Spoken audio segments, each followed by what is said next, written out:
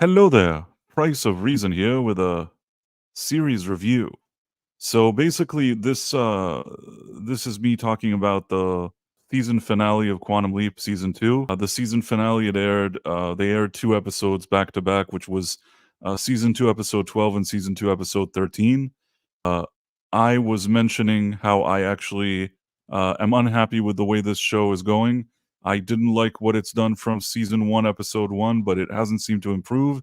And these two episodes, which are the two final ones of the season, there's a chance that they may be the final ones of this version of the series, of the franchise, because it's not clear if they're going to get renewed. But let's just jump into these episodes, and thanks for letting me know. Marcus for 7. Marks for 7. Hopefully, I got that right. Thank you for letting me know that you can hear me. I am going to just jump into these episodes. There's a lot to go over, and I'm going to try to be concise because there's two episodes. It starts off they're showing you just flashbacks from previous episodes. For those who don't remember, Ben met the diner girl. He met a girl at a diner in maybe the third episode of the season, and it was in 1956, and he told her that she's the best diner girl that he's ever met, and that she's the best physicist ever. And the second she heard that, she immediately quit her diner and went to become like the president of physics at Princeton or something. so sorry. I couldn't keep a straight face. I couldn't keep a straight face. What can I do? So she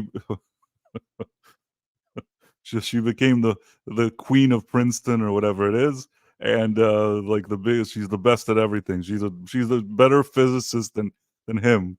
She's the best physicist that ever lived, all because he went to the diner and told her she's the best. Because that's how physics works. Anyhow, at some point he keeps running into her in different points of time.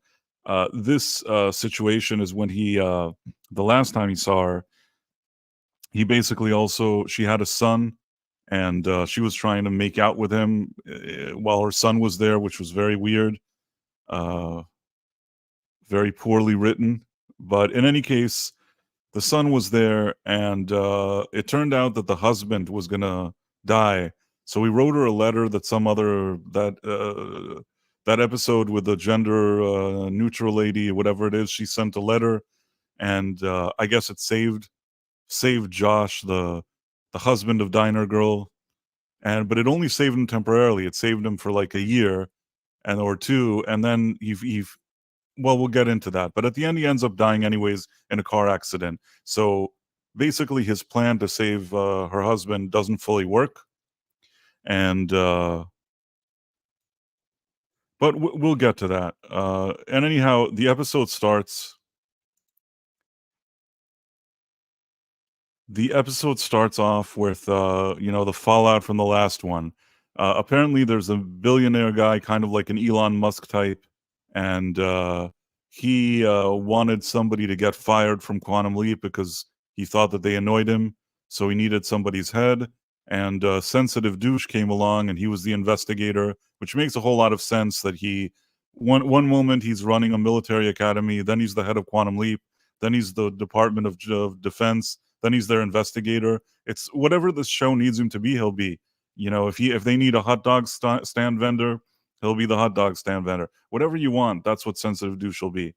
In any case, Sensitive Douche basically said that somebody has to quit, or they need a head of somebody, and Magic says, it's me, I'm going to leave, and stuff like that. So we start off this episode. This shows us he wrote the letter, all this stuff. This is the recap with the thing.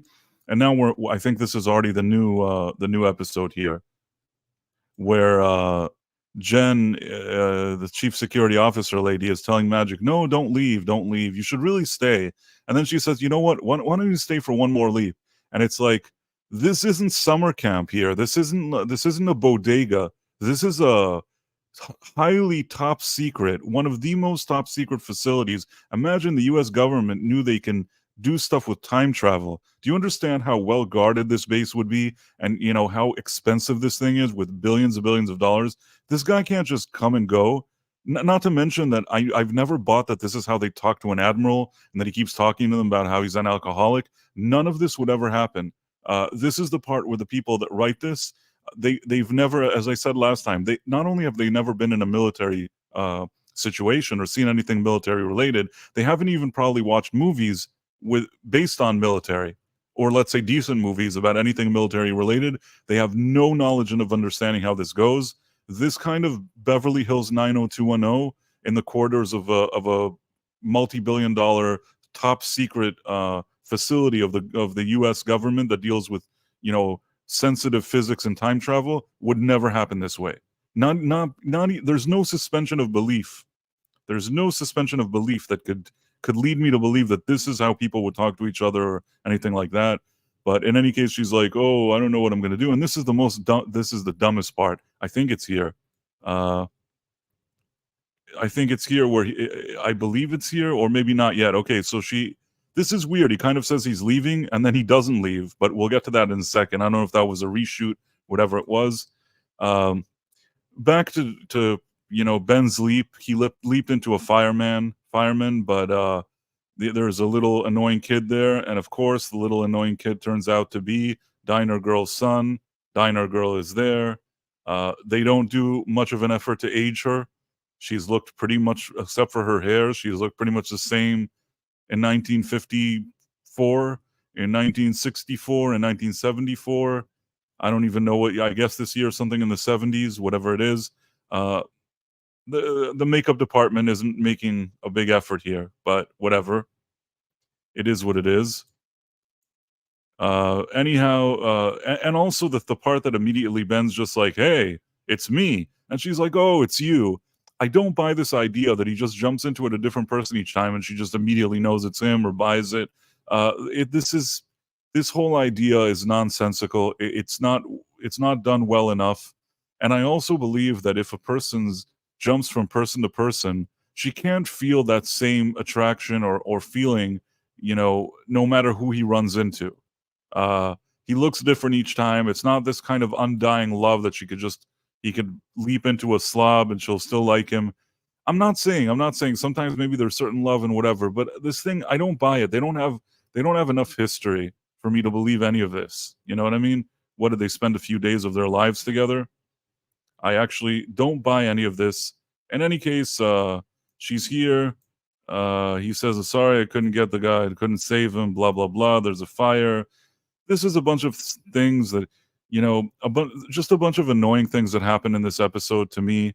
Uh, I'm gonna really try to be concise here as much as I can.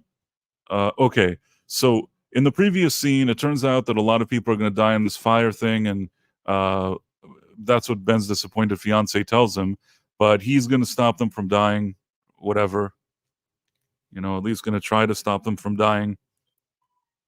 And then we have this scene here where Magic is talking to the crew and telling them that he's leaving Project Quantum Leap. Now, again, he just told that to Jen and it seemed like a goodbye, but now there's another goodbye. And now another thing is that he basically tells her, "Jen, you're in charge. I'm leaving Quantum Leap, so you're in charge of Quantum Leap." She says, "But wait, I'm a convicted felon hacker lady. Why would they give me Quantum Leap?" And that's a good question because I don't think they would. And in addition to that, um, she actually from day one has never done anything constructive here. 90% of the time, there's a breach that she can't stop. She makes a mistake that she can't fix. And to think that somehow she would be the leader of Quantum Leap, I don't think that would be the case. More likely that, again, I don't think Sensitive Douche would have arrived here to begin with. But let's say bringing him back would have made more sense because he was at least in charge for a minute or something. I don't know what. Whole thing is dumb. Anyhow, Magic says, "Don't worry, everything is great. I'm so proud of you. You're the best. You're the best ever." She says, "Yes, I'm the best." Then they're firemen. They're talking, again about their feelings. He's always talking about his feelings, Ben. Whether it's with this diner girl or with his disappointed fiance, it's all feelings talk over and over again. And there's a part where he's like, "Oh, I have to go save people," or something like that. Or maybe it's not yet. There's an explosion, and let's see where they are. There's an explosion, and he wants to go try to help the people, but diner girl is like, I have to go with you. And I don't know, why does she have to go with him? And meanwhile, they send the sun down, she goes up. All of this just annoys me. I don't think that she has anything to do with him. She doesn't need to go with him. And anyhow, she arrives, and together they come up with this plan of doing something with the anti-fire table that like repels fire or some crap, whatever. I think that's what they do here. They run out, and it's seemingly like it looks like they pulled it off and everything's fine. But then, of course, the little shrimp that they left in the, I think back to here, this is random office guy person is trying to figure out the algorithm, this stupid, dumb mystery box nonsense algorithm that they've been peddling for a number of episodes now.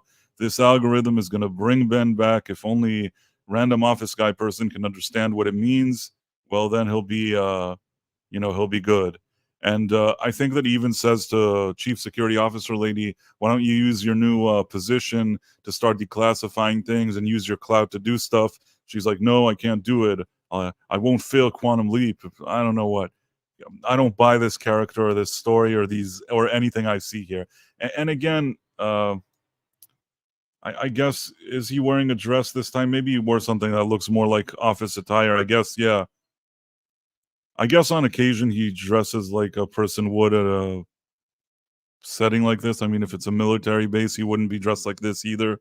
But let's let that go for now. He's looking at the algorithm. He can't figure it out. Meanwhile, I think here they figure out that the son actually ran away. And the second they figure it out and they try to find him, what happens is that the wall collapses or something, and then Diner Girl is laying in the rubble, and then Ben has to make a difficult choice. So he decides to leave her there and go save the boy. And meanwhile, Ben's disappointed fiance keeps Diner Girl company. Also a bunch of nonsense. And while she's keeping her company, Diner Girl reveals an algorithm to her. It turns out that not only is Diner Girl the best physicist that ever lived, just like Ben told her at the diner that day, not only is she like the president of physics at Princeton, or if she was, or whatever it was, she also cracked this whole time travel thing, 50 years before Ben. She already has it all figured out. She cracked the algorithm. It was her algorithms. She's the one that came up with it. And now Ben is with this little twerp, and the twerp is like, no, what about my father? And then in reality, I think a guy would just slap this kid and just, make him shut up and take him there. There's really no time for these conversations. I don't mean that it's good to slap a kid. I'm just saying in this case, this is a life or death situation. There's really no time to do like a Young and the Restless type of conversation about feelings here. I think that this is a situation where you kind of say, kid, you're about to die if you don't come with me. And he goes, wait, I want to talk about my feelings. Sorry, in this specific case, maybe you kind of do a little, you have to, for his own good, knock him out or something and just take him out of the building because he's going to die. You know what I'm saying? I'm not saying it's good to knock out a kid. I'm saying that in this specific case, this kid can't stand around when the building is about to blow up and talk about his feelings. And Ben's like, let me talk about my feelings too. No, that's not what you're supposed to do. You're really dumb, in my opinion. But in any case, they do what they do. Meanwhile, Diner Girl impresses Ben's disappointed fiance and tells her about the algorithm or whatever it is. Diner Girl is so impressed because, game recognizes game. Ben's disappointed fiance, she's this wonderful, stunning, and brave girl boss. And this Diner Girl is also a wonderful, stunning girl boss. So they're really on the same wave. Now, I guess, again, how much there's this dumb algorithm thing. Anyhow, random office guy person, yes, now I know more. I know what I need to do, but it's going to take more time. It's going to take exactly the time that is necessary for this stupid writing of this show. It's like on the regular show, on the original one, they never used to dangle these kind of dumb ideas for multiple episodes. If there was something to say, they'd say it. They did their storytelling in a much more direct and more clever and more thought out way. Whereas here, it's just I just don't like the strategy, what I call the carrot and the stick storytelling, where they just dangle things for several episodes. Most of the time, they don't even know themselves what they're going to do with these dangling, and they figure by the last episodes they'll find a way to tie it all together. Only, in my opinion, in this case, they've tied it together poorly. But let's go on. Um, okay, so now he manages to rescue Diner Girl and the kid, and then there's a part here that I think that they're next to the ambulance or whatever it is. Now, one of the things that really annoyed me here is this would probably have to be in the 70s or something like that. I would think maybe it's 1974, something like that. If this is taking place in 1974, she does not know what a rom-com is because they have a conversation and basically she tells Ben, listen, I like rom-coms. No, rom-coms, that term didn't exist in 1974. I'm not saying that there weren't movies that you could consider them that genre, but really using that term started later on, maybe with movies like Harry Met Sally, Pretty Woman, things like that. I think people started using the term rom-com. First of all, it was a romantic comedy, but rom-com comes later. This lady does not know what a rom-com is in 1974. She'd also they never talk like they do in the eras they leap into. It sounds like people in Los Angeles in 2024, no matter what time. Even when he was with the witches and whatever hundreds of years ago, talking to witches, whatever in Salem or whatever that was, also sounds like a lot of them sounded like California 2024. One actress made an effort to do some accent, but the others didn't, and that's just the way the show is.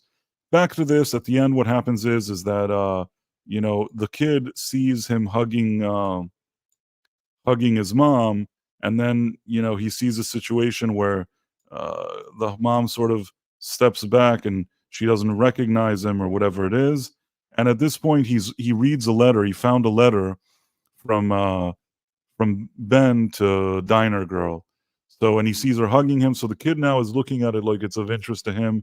Next thing you know, we're in present day, um and what happens is exactly when a random office guy person wants to implement his his algorithm. What happens is that the discount Elon Musk shows up and tells them, "I've taken over this facility," and he walks in with troops and he's in charge. And he says, "Well, the government and the Pentagon do what I tell them to."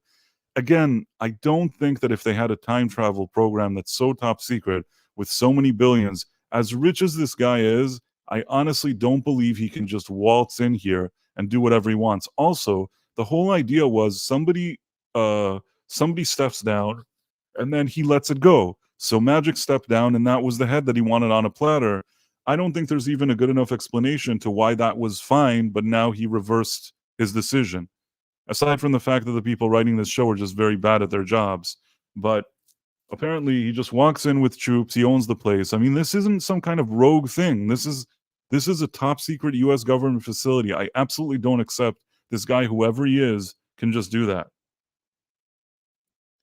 Uh, yeah, I mean, I just want to say Frank T Productions is asking, so she created the algorithm for time travel. What about Sam? Nobody's thinking about anything here. Nobody's paying any attention. Nobody's taking their job seriously. I have a phone that's distant from me. I hope it'll stop ringing, and I hope nobody can hear it. And if somebody can hear it, well, I apologize for that. Sometimes there's strange things that happen in life, and I hope that it's not loud. I feel like everybody hears this phone now. You can let me know in the comments. Does anybody hear the phone ringing, or is it just me? Very embarrassing, but what am I gonna do? Anyhow, next we have this, can't hear it? Okay, great. That's the best news I heard all day. So, okay, he arrives, he's taking over this operation. He's like, "You're relieved of duty." There's a funny thing where I think, is it here uh what's her face? Ben's disappointed fiance has a girl boss moment. She she basically oh, is it here? Oh, I thought that she knocks them out or something. Maybe I missed it. Wasn't there a moment that there's a girl boss situation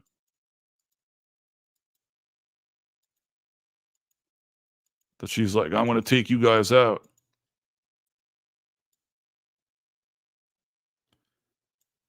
Is it this here? I'm just trying to stop it. It's hilarious, so I'm just trying to get to it, but I don't know why it's not letting me. Ugh, I really wanted to show that thing. Any case, she does like a she steals the gun from one of them and kind of beats him up because they want to show that she's badass. I don't know why it's sort of, but and she ends up giving them the pass. Anyhow, the episode ends. It's like very suspenseful. This guy has taken over the whole operation, and now we're in the next episode. Uh, hopefully, a few of you are still here and still okay with watching this drivel quantum leap thing. But if nothing else, it's amusing. This final episode is actually it's there's more to talk about. So let's skip from this one to that one. Let's share this tab instead. Hopefully you got it. Okay. So now what we have here, we have somebody asked, I want to go over a few questions since we went over one episode. Um, let's look at a few recent ones. Kaiwan Calendar. I hope I got that right. Why didn't they shoot her? You know, I can't really tell you. This show, the script just does whatever it needs to at that moment. Nobody has any kind of clear motivations. I also don't see a situation this guy would arrive with a crew like this. Not only that, when there's a top secret facility with so many billions and such top secret sensitive stuff, you don't just come and now I'm in charge. Now I'm in charge. No, she's in charge now. I'm leaving, so I'm putting her in charge. Wait, I'm in charge now. That's not how it works. I mean, there is protocols that need to be followed. There's has to be like a really smooth transition no matter what. You don't leave something like this where just people are just walking in like the Wild West. You know what I mean? They're walking in as if it's like a local bodega. You know what I mean? That's not how a base like this works. They've never treated this thing like a real top secret facility to begin with, but over time they just make more and more of a joke out of it. This is the Gossip Girl version of the activist Gossip Girl version of military bases, which is why it doesn't make any sense. Uh, Frank says I didn't miss much with that one. Disney has a clear succession plan in this train wreck. That's funny, yeah, because their succession plan isn't good, but even they have like at least present a front that they're doing something. Frank T Productions, is Project Quantum Leap still in the desert? No, now they're in Los Angeles, California, I think, because that's where all the writers are from. That's all they understand, and of course the military base is there. Somebody says. Castellar Daniel Garcia says, it is sad Scott Bakula did not return. It's not sad for me. I think that Scott Bakula, it would have been nice to see him return. There was a show that respected the material.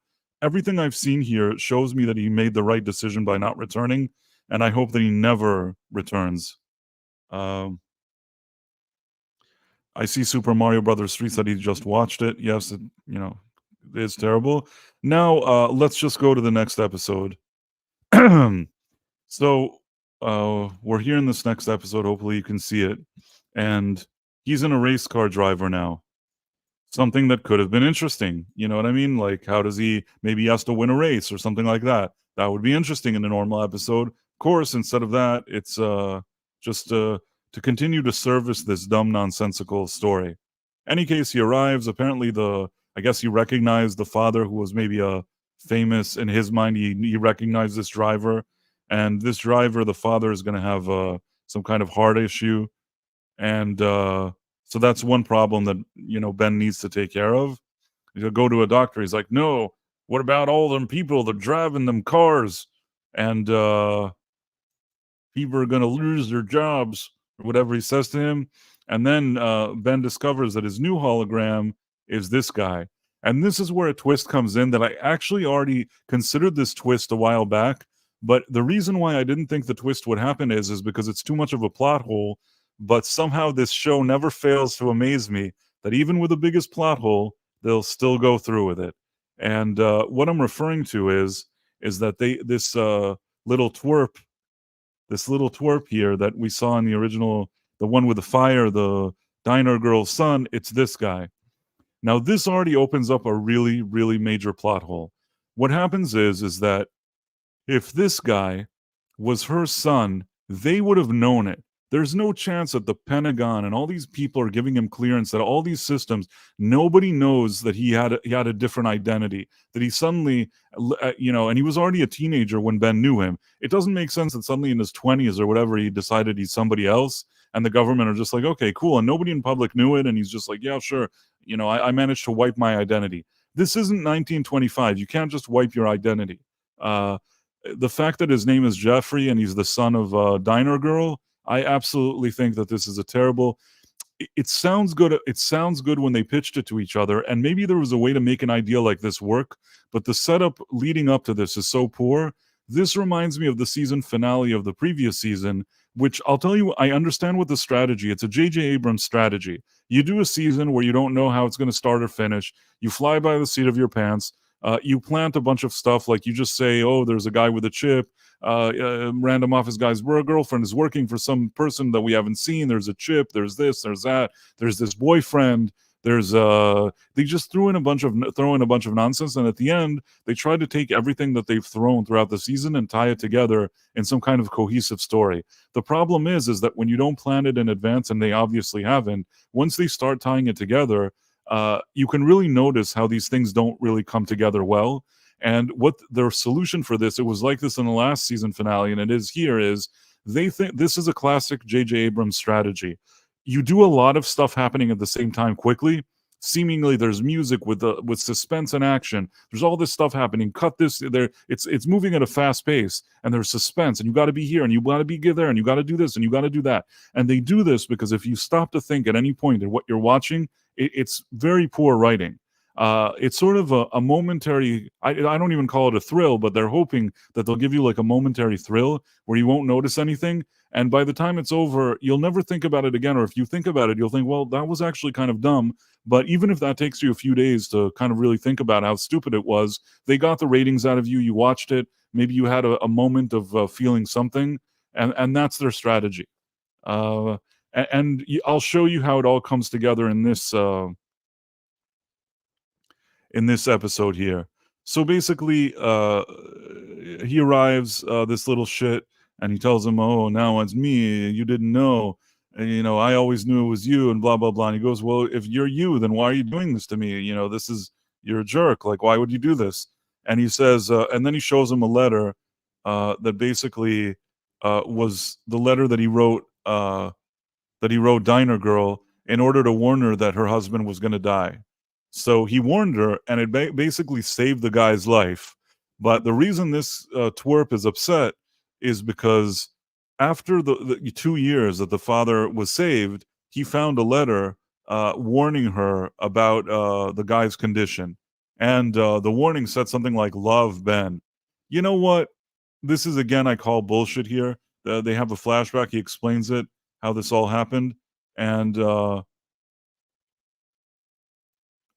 I my thing here, why I think it's bullshit, I'll explain it to you. My reasoning for why this is bullshit is, first of all, he saved his father's life. I mean, he wrote a letter, and the guy got a few years to live. That's not nothing. He was trying to help, and the fact that the father found the letter. Let's say a guy finds this letter. Let's say that you have an issue and you're going to die, and somebody wrote a letter to you and said, "Hey, I want to tell you that this guy is going to have a whatever. You got to go search if he has a heart condition," and he saved your life. So your issue is because he signed the letter, "Love, Ben." That's your issue. The guy, basically, that you don't see him anywhere. He doesn't even exist in your life. Basically, she's saying he's some kind of fortune teller. I don't know what she sells to him. It's a time traveler. He knows the future, whatever it is. Who even gives a shit? He knew what was going to happen. He saved your life.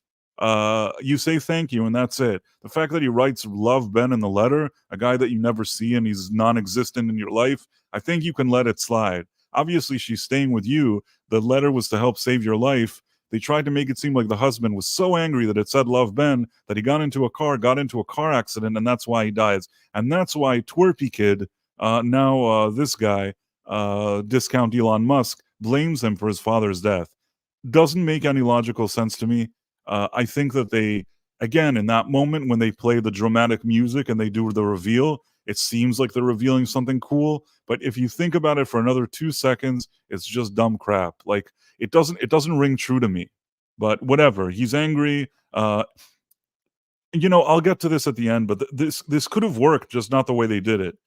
So here I think this is the part where he tells him how he and this are they did stick in the part that he saw how his mom was trying to kiss him or whatever. Again, this was a dumb thing that happened in that episode. It felt weird, and I guess maybe since these last episodes were maybe filmed at the same time, this final batch, maybe at this point they were trying to plant that idea. But having her make out in front of her son, cheat on her husband in the next room is really dumb. I don't buy it for a second. It seemed off. It didn't seem believable. It continues to prove that they're not good at writing characters. They're not good at planning anything. In any case, this is the part of the flashback. He gets upset because of the letter. He walks out. The kid is, heartbroken. He considers Ben responsible, and then I guess he dedicated his whole life. His whole life he dedicated to taking over Quantum Leap and getting even with Ben or something along those lines. In any case, what happens here is that there's something here that annoyed me. What else was it? Okay, so he tells him that the reason that he was able to buy Quantum Leap is because Ben at some point mentioned to his mom, to Diner Girl, that she could invest in certain stocks, and if she invests in them, they'll make money for her. So apparently he overheard him tell her that, and then he invested in the stocks he said, and that's how he made so much money. Keep that in mind, because in 5 minutes, this whole plot is also going to have a weird plot hole here. Anyhow, his plan in the present day now is he wants to be the leaper. He wants to use the algorithm that his mother made to switch places with Ben, and he wants the power. He wants the control. He wants to do it himself. And then, of course, like after these guys, the Quantum Leap crew are released from their base. What happens is that Magic shows up with Janice, Calavici Al's daughter, which they thankfully didn't bring up every second here, and they tried their best to make her look and act a little less annoying here, which was nice.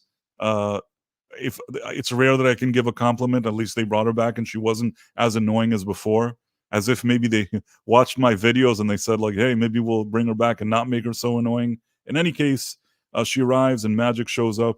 This again everything about this show feels very kind of, not the feel. Quantum Leap had this kind of very, very took its acting and its storytelling very seriously, very certain atmosphere and kind of vibe to it.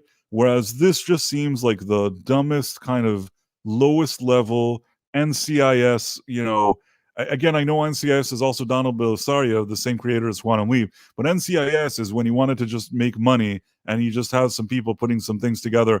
That's not his passion project. It never has been.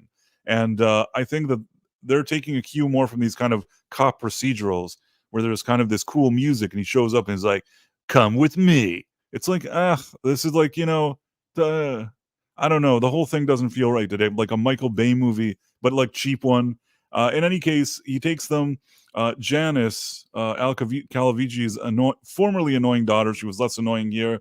She apparently built a whole Quantum Leap facility by herself, including an imaging chamber, by herself with the $5 she had in her bank account. How did she do it? Your guess is as good as mine. The government needs billions and billions and billions of dollars, and this lady just give her a basement and few monitors and it's fine. Anyhow, here they also play on your heartstrings a bit. They talk about okay, so Al's wife, and it's the same actress that played his wife in the original series. She arrives. This is the part where they did a full-on J.J. Abrams Force Awakens on their viewers. She arrives. She talks about like Al and how he was important to her. Janice says that thanks to Sam's work, what he did, she was able to be born. Without that, she wouldn't even be there. And there's so much loyalty to what Al and Sam did. Meanwhile, they're playing some of the original Quantum Leap music in the background, which of course is an improvement over this kind of cop drama crap that we hear all the time, that like do do do do do do do, like whatever they keep doing, that kind of annoying. I can't even recreate it, like just singing it, but it's whatever, like the most annoying cop type of nonsense. That's what they usually shove in here. So in this case, they suddenly use the original Quantum Leap music, and for a second, having the original actress talk about Al and Sam with the original music, I admit that even for me, for a second, it's like it's pulling it's sort of doing something, triggering some kind of emotion. But I mean, I know it's artificial because the second she stops talking, that's 20, 30 seconds in the episode. Second she stops talking, it becomes the same nonsense as it was. It's just a cheap trick. You know what I mean? It's just a cheap J.J. Abrams style. It's like suddenly in Force Awakens when Han boards the Millennium Falcon or whatever. You have like moments like that where you kind of feel, and there's the music. You hear that kind of Star Wars movies. You see Luke Skywalker for 1 second on a cliff, but at the end, it all ends up being crap.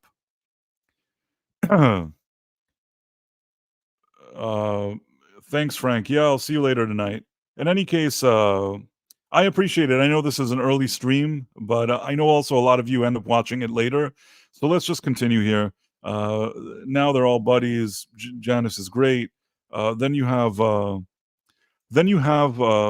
Ben basically trying to call the little twerp, and he comes to the conclusion that he's right next to where that twerp lives, so he can actually he's trying to juggle between two things. He has to find a way to save the father from dying of a heart attack or whatever it is, and at the same time he has to go and make the twerp initially and this is another plot hole. Let me see if I can find it here. Okay. This is such a plot hole. Okay. Such a plot hole.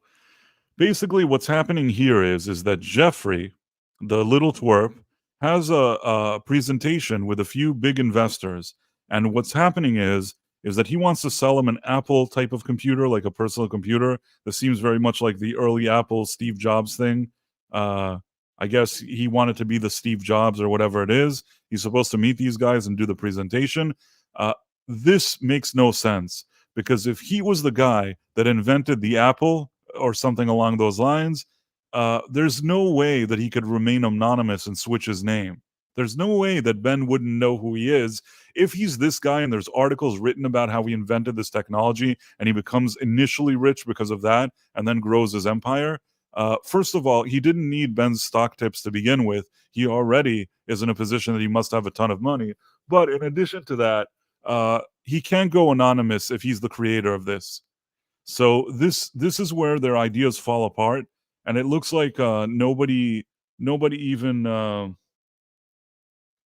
Yeah, I agree. Somebody wrote here, Marks 47 wrote that it's kind of like the Joshua. It's kind of like, that's what he calls the computer, the Joshua. So it's kind of like the movie War Games. Certainly a reference to that. This show loves doing a bunch of references to things that are much better than this show, because that's pretty much all they can do. And yeah, so basically he created this, and plot hole, like I explained, if he did this, he can't be anonymous. I did like, again, this is a nostalgic thing, they gave Ben's disappointed fiance an early prototype of Ziggy. It's not even the one that Al used in most of the episodes. It's kind of an early prototype, but whatever, it's fine. It's nice that they had it. This is another thing. They basically say, okay, so the only thing we can do now is have Ben go and sabotage the kid's computer so that he never creates the computer, and then he never succeeds, or he only succeeds later. It'll be like a real setback for him, and it'll change everything. I have a lot of questions about this. I mean, he could build a different computer if he knew how to build one. I don't know if this would ruin everything, but whatever. Let's just pretend that it would. I'll go along with it. Then Magic says, listen, we can just do everything. There will be a butterfly effect and things will change, but everything is going to be okay. Like, we have to take a chance here and believe in ourselves. So he does all of this and convinces them. I will say that Ernie Hudson does his best to deliver something that looks like acting on a show that is usually lacking that. So at least he did that. Then you have chief security officer lady, and again, this is a joke. In order to make their plan work, they have to. She has to lock the accelerator. Or who knows what? She has to do something to lock the accelerator. So she goes in and she does the thing that she wants to do, and basically, they tell her to put the computer down or they'll shoot her, and then she doesn't put it down, so they shoot her. I mean, she could have just put it down and put her hands in the air and just wasted maybe a few more seconds, but instead she just stood there and they shot her. And the second they shot her and killed her, I kind of knew that this thing would be reversed because it was so dumb that I knew that this thing will, reverse itself. And then she tells Ben, listen, you don't understand. They killed or whatever. And everybody's sad. And then he says, well, I'm going to stop everything. I can change the future. So he goes to this kid's house and then he wants to ruin his computer like the plan was. But then he says, you know what? This isn't going to actually, this doesn't feel right to me. That's not really solving the problem. And you know what? I'll give him something. That is correct. The only thing in the screenplay I'll say is that this is correct. This wouldn't have been a good solution. So out of 2 hours, they got about 20 seconds right. And then this thing, I think that there's something that could have worked here. This speech that he gives him and talks to him and tries to inspire him. I feel like over time, Raymond Lee, maybe knowing this thing is going to get canceled, I do feel like over time he's been making more of an effort, especially in these more emotional scenes. And I feel like he really, really tries hard. I don't feel like he's an actor on the level of Scott Bakula, but I do think that he's at least giving it a shot and trying the hardest that he can. And he has improved in the sense of sometimes being a little bit inspiring and doing the speech. The problem is that when the whole episode is so poorly written and it's all kind of J.J. Abrams style, it's discount J.J. Abrams style nonsense. Even when he does something good, it goes almost unnoticed. But I will give him a compliment that I think this scene was well acted on his end, that he tries to explain to him, listen, I've had a lot of bad stuff happen to me in life. You can't just be bitter and a jerk about it. And, we got to help people. I thought that there was something here that had some kind of merit.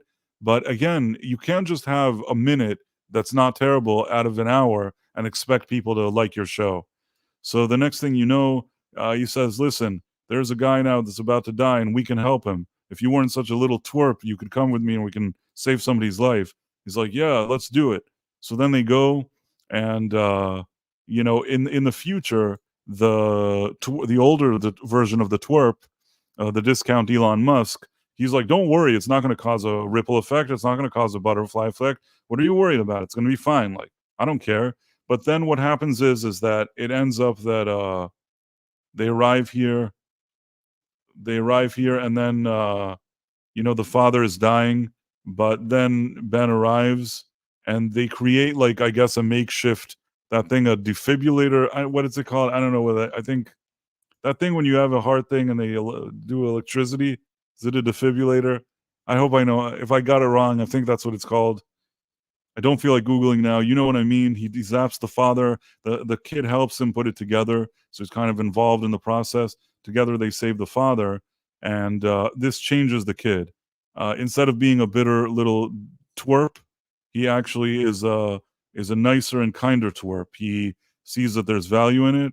And then what happens is it does cause the butterfly effect that they wanted. And this is the dumbest thing. There's suddenly a graphic that says, butterfly effect created. It's like, yeah, I don't think the computer would suddenly have this kind of this kind of thing. This is so dumb. Also, just a minor comment here. Maybe he's wearing a jacket here, but before it's like seeing random office guy person in this cocktail dress again. I'm sorry. I don't know what this thing is or what they want. I think it's too much. Yeah, let's just say that he liked to wear cocktail dresses outside the office. I guess you could technically say he was fired, but you know what? He was fired and he came straight from the office. He's wearing a jacket, but underneath that jacket, he's wearing like a cocktail dress.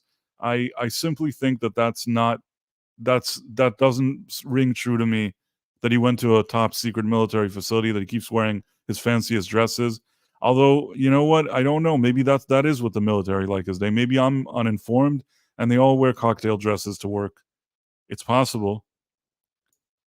Uh, so anyhow, these guys show up. They want to take care of him because the twerp found where Janice's secret quantum leap facility is, and because he changes things, and now it's all different. And also, Diner Girl tells Ben that he's the best thing that ever happened, that he gave her husband a few more years, and he's so great and wonderful, and how wonderful the world is, and blah blah blah. And then what happens is that okay, so basically Ben's disappointed fiance walks out, and then she sees everybody like nothing happened. Chief security officer lady is alive. They're all happy and whatever. They've reversed all the issues. Now it turns out that the little twerp is actually a donor. He donates money to the facility, and they say that he's a great guy. So everything changed. The next thing you know, they say, well, we've managed to figure out this algorithm, but somebody has to go in. The only way we can bring back Ben back is if somebody replaces him. So Ben's disappointed fiance says, that's going to be me, of course. I was supposed to be the leaper all along, which, of course, we hear that same dumb crap from episode 1. She was the stunning girl boss that was supposed to leap. He stole her place, but they say that, listen, we can try to bring Ben home with this algorithm. All this algorithm stuff is such nonsense. Feels unscientific. They needed some woman for 50 years ago to write some algorithm, and now they can bring him back. It's all nonsense. In any case, they say, well, we need somebody to take Ben's place. So she says, I'm going to take him place. I'm the biggest girl boss ever. I'll take it. And then she leaps. But instead of Ben coming back, they both end up in the past together. And that's how it ends, that they're together. Now, this could somehow be seen as a few different things. This could be seen as a series finale. Maybe they thought to themselves that they won't maybe ever get more episodes to do. So in that case, what they do is their whole thing that they do here is at least they're together. It ended, maybe they're leaping together, but you can say, well, they ended up together leaping. It's not the best ending. I guess it's an ending that's better than nothing. But personally, this is all dumb to me. I don't think that she'd want to replace him. I think that she would, the whole idea was trying to get back together with him. And after seeing all the crap that he went through, I think that, they would find somebody else maybe that wants to go on this adventure. Maybe somebody who's single, maybe somebody who doesn't care and just wants to go on this adventure. I feel like in their case, they should have just, ended it and just gone back to being together. But that's just my opinion. She wanted to be the girl boss. In any case, it works out for them because they knew in advance that they wanted them both to be in the past, which again, I keep telling you, they want something to happen and they'll just bend the characters in the story for it to somehow make sense. But if you really think about it, their work is really poor. I want to go back and just talk about the idea here. There was an idea that wasn't terrible. The idea that he somehow does something in the past and affects a kid who wants to get some kind of revenge against him, that's an idea that I can somehow understand. I don't hate the idea. It's the execution that I think is very poor. I'll even say that the actor that they brought, James Frain, he's not a bad actor. And suddenly when you saw those scenes that he's kind of talking to Ben and he's kind of being a douche, I actually thought that was a rare moment where, I've said this before, Raymond Lee is not a Scott Bakula type of actor that could just carry everything on his shoulders every second by himself. But I would say that if you put a few actors around him that actually can act, his level improves significantly. And I think that in that scene with James Frain, you could tell that, if there's a few people to act with, Raymond Lee can sort of improve his game a bit. There was something interesting there, but interesting isn't enough when your writing is so poor. And I keep telling you, oh, they do this carrot and the stick, they do this J.J. Abrams, they just throw a bunch of things and then they think, well, we'll take care of it later. And you may think this guy is crazy, he doesn't know what he's talking about. But if you think I'm crazy, then I have something that'll really wow you, that not only that will absolutely prove that I'm telling the truth. And I'll show you what I mean. Let's see if I can share this tab instead. Do you see this article that I'm showing you now in Deadline? Well, first of all, let me see if anybody had some comments here. Let's see. So she built an accelerator too. I remember seeing Addison in the Fernie suit in the preview for the season. Yeah, she built the accelerator.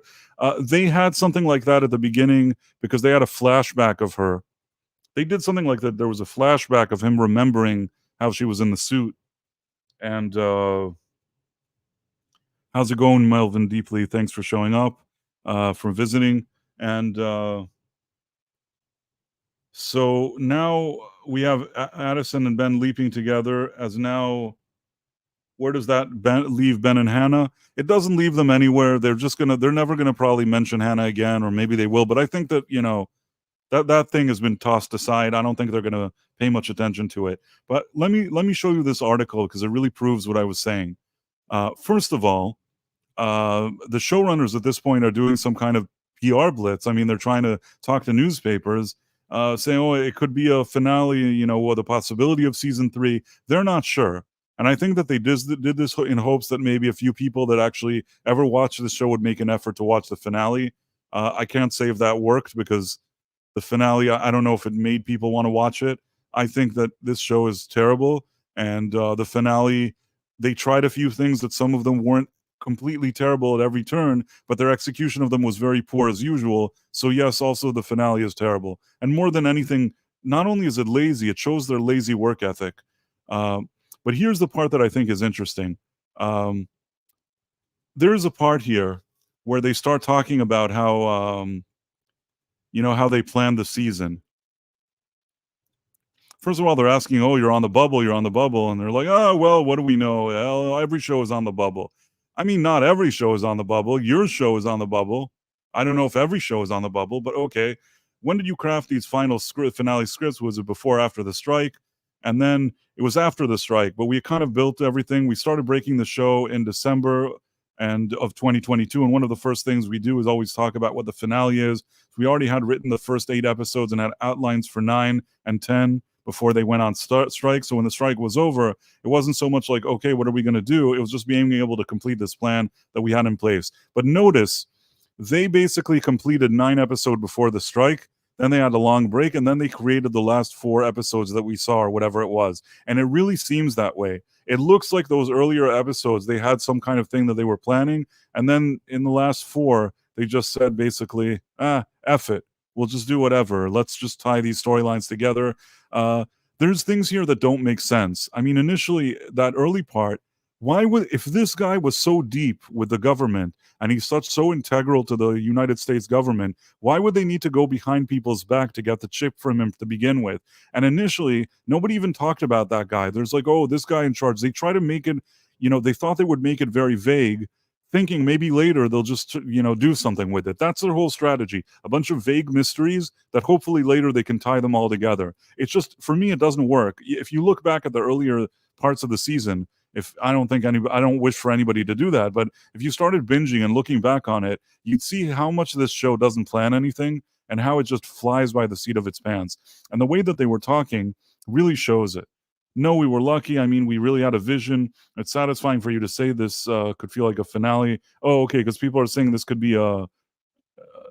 So didn't you feel like you wanted to change anything once the strike was over? No, we were so lucky. Blah blah blah. This is just a bunch of fluff. We built a story that we could tell in 13 episodes. We didn't know how the strike would affect our order, but we knew we had a complete story and we were shockingly loyal to it. I think that's BS. And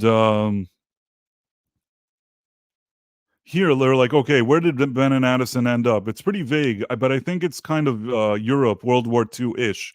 This is exactly the type of philosophy they have. They don't think about anything. You know what I mean? They haven't given any thought to where these people have leapt, like where Ben and his disappointed fiance have leaped to. They're just like, well, it's kind of World War II-ish, maybe Europe. But I mean, they could make it something else. You know what I'm saying? They kind of leave things vague so that they could just change them at every corner and do whatever they want. But for me, this just shows that they actually don't have any planning. And even though they're trying to make it seem like, yeah, we had this plan for all these 13 episodes, they didn't have anything. Maybe they had the 9 episodes before the strike. After the strike was over, they came back and changed completely direction on it. The two things we've been saving up to do was the butterfly effect in a meaningful way. Again, ripping off movies. There was a movie, The Butterfly Effect. I don't know why they're trying to rip it off here. they're always desperate. They try to rip off every show, every movie they can. The sad part is they didn't need to rip off anything because Quantum Leap is such a good show on its own. It's such a good concept. It was so original and so unique that they don't really need any of that.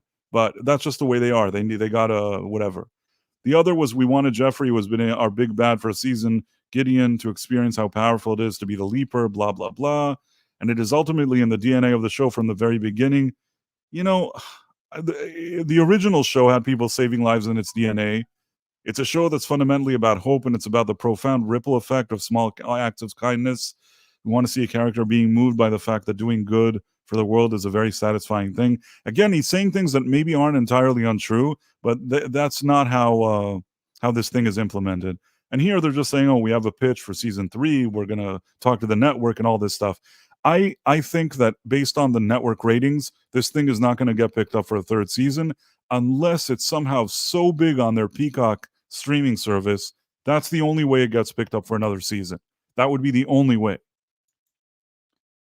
And maybe if there's enough viewers there, if there's kind of viewers there, they just say, "Well, we'll give you 4 episodes to tie it up," or something like that. 6 episodes. Maybe they'll give like a even more reduced order to just finish this thing. Maybe a movie. Who knows? Anyhow, somebody says, "Well, I guess we know where all the worst episodes of Stargate comes from, Martin Giro." I mean, the thing is that Martin Giro, even I think when he was on Stargate, I don't think he was the lead guy running that show. So, sometimes you have writers that maybe can do something, but they need a guy that's above them or a girl that's above them that know what they're doing. Martin Giro, when he's on his own, the best that he can produce is these kind of cop shows. You know what I'm saying? He had some show that was just some generic crap. He's not like this isn't a good fit for him for this show. And Dean Gregarious, his partner here, that show runs together with him, his main claim to fame is that did he write the screenplay for Sharknado? No, the Meg maybe. I don't think anybody's going to claim that that movie with Jason Statham and sharks is exactly like, some kind of high quality writing. It's mainly people that go see those movies is because it has Jason Statham and it has sharks in it.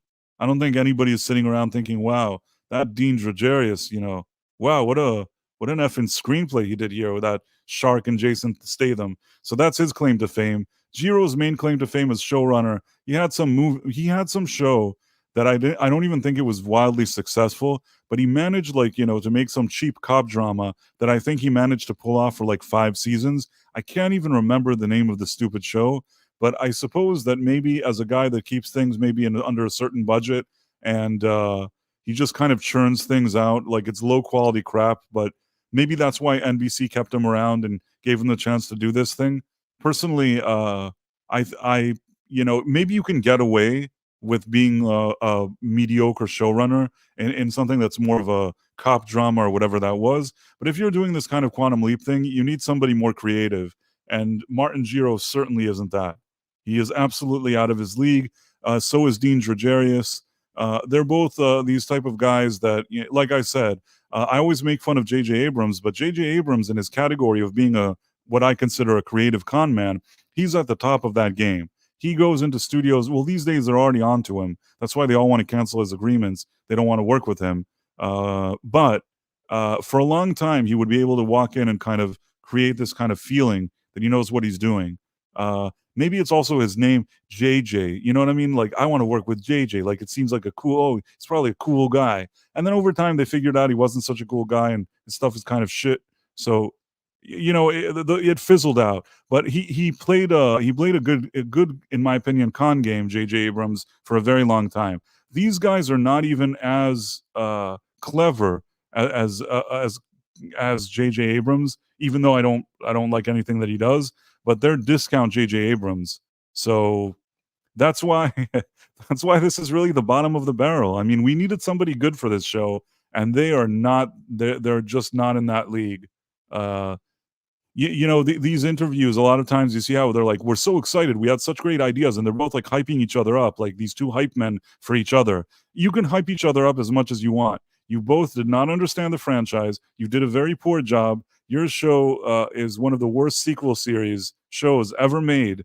And the only luck that they have is that Quantum Leap isn't as big as Star Wars or Star Trek, because if it was, you'd be logging on to YouTube and seeing like 50 videos a day mocking them of how bad their work is. But because that's kind of less in front and center, and it's more of a niche thing, then they somehow manage to skate by.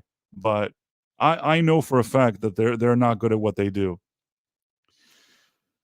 Anyhow, if you guys have some questions, I'm here. I'm happy to answer some things. If you want to ask it now. I don't have much more to say except for what I told you. Uh, they also tried in this finale. There's a lot of events happening fast. It seems to be suspenseful. They're good at pressing those buttons, but there's no substance behind it. And the other thing, and I'll finally say, time travel in general is a difficult genre to write.